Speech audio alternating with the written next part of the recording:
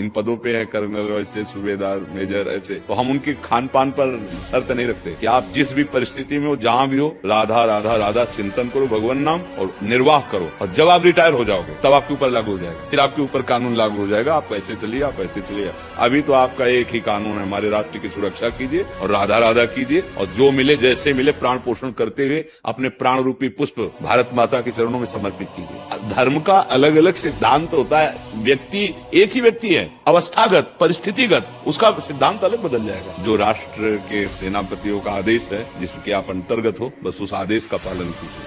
आप जहाँ हो, जरूरत तो वहाँ इस त्याग की नहीं है, तो उस समय दया या करुणा या मैत्री इन सब भावों का वहाँ मात्र नहीं, वहाँ उस समय शत्रु पक्ष विराजमान है। अपनी जान की बाजी खेल करके वो हिंसात्मक वृत्ति नहीं धारण करेगा तो वो राष्ट्र का सेवक राष्ट्र रक्षा कैसे करेगा? हिंसात्मक वृत्ति तो धारण ही वहां करनी पड़े। देखो, अलग अलग, हम यही कह रहे हैं, अलग अलग व्यक्ति की अलग अलग अवस्था पर धर्म का स्वरूप बदल जाता है। कहीं कहीं हिंसा ही परम धर्म हो जाता है, वहां जरूरी है। अगर हिंसा नहीं की तो अब अधर्म हो जाएगा, अब पतन का मार्ग खुल जाएगा। तो ये देखना है, जहां जिस पक्ष में हमारी ड्यूटी लगी है उस पक्ष में बिल्कुल सावधान होकर रहना। तीनों लीलाएं आवश्यक हैं और बराबर होंगी, कोई रोक नहीं सकता। जैसे सृजन होना, पालन होना, ऐसे संहार होना, ये तीनों लीलाएं भगवान की चल रही। महाराज जी, मैं हवलदार कुलदीप सिंह आर्मी में हूँ। मैंने 2 अलग अलग आतंकवादी घटनाओं में 3 पाकिस्तानी आतंकवादियों को जम्मू एवं कश्मीर में रहते हुए अपने देश की सेवा में मार गिराया था। इसके लिए मुझे राष्ट्रपति भारत की तरफ से बहादुरी के लिए सेना मेडल भी मिला। कि अब मुझे कई बार बोध होता है कि मैंने जीव हत्या की है, मेरे हाथ से 3 जीवों की हत्या हुई। माननीय, मुझे इस हत्या के पाप लगेगा या नहीं? नहीं, बिल्कुल पाप नहीं लगेगा, न यहाँ न वहाँ। जिससे लाखों की जान बचती है। इनके दिमाग का जो चिंतन है वो दूसरों की हिंसा कराना, दूसरों को परास्त कराना है।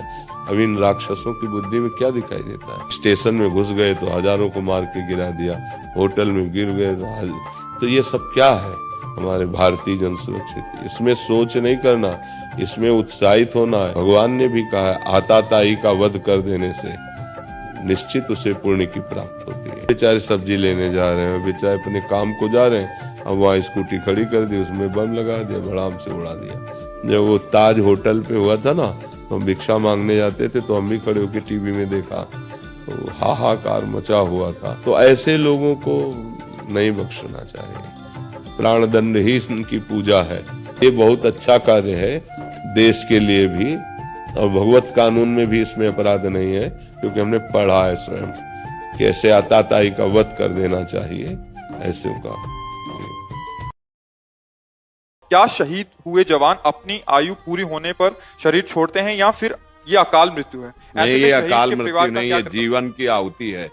रण यज्ञ में जीवन की आहुति, इनको बिना किसी अन्य सपोर्ट के वो सुख मिलेगा जो बड़े बड़े देवताओं को प्राप्त होता है। भगवान के वचन है, युद्ध कर, जीतेगा तो भूमि का राज मिलेगा, और अगर मरेगा तो स्वर्ग का राज्य मिलेगा। ये कोई साधारण पुरुष नहीं है जो राष्ट्र सेवा के लिए इस रणभूमि में, रण यज्ञ में अपने प्राणों की आहुति देते हैं। ये हमारे पूरे भारत और विश्व के लिए सम्माननीय। इनका यह अकाल मृत्यु नहीं है, नहीं नहीं नहीं, ये प्राणों की आहुति है अपने देश रक्षा के लिए।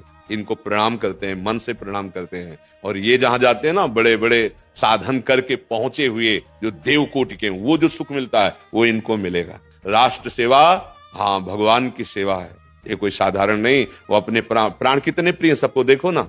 तभी तो जब कोई आर्मी का आता है ना, तो हम विशेष सम्मान उसको करते हैं, जैसे संत का सम्मान करते हैं, ऐसे हम उन राष्ट्र सैनिकों का सम्मान करते हैं। जहां खड़े नहीं हो सकते, जहां जी नहीं सकते, वहां भी वो राष्ट्र सैनिक कष्ट सह करके खड़े हैं कि हमारे राष्ट्र को कहीं किसी तरह का कोई कष्ट पहुंचाने वाला ना इधर से प्रवेश कर जाए। ये कोई निंदनीय अकाल मृत्यु, ऐसा कभी विचार भी न करे।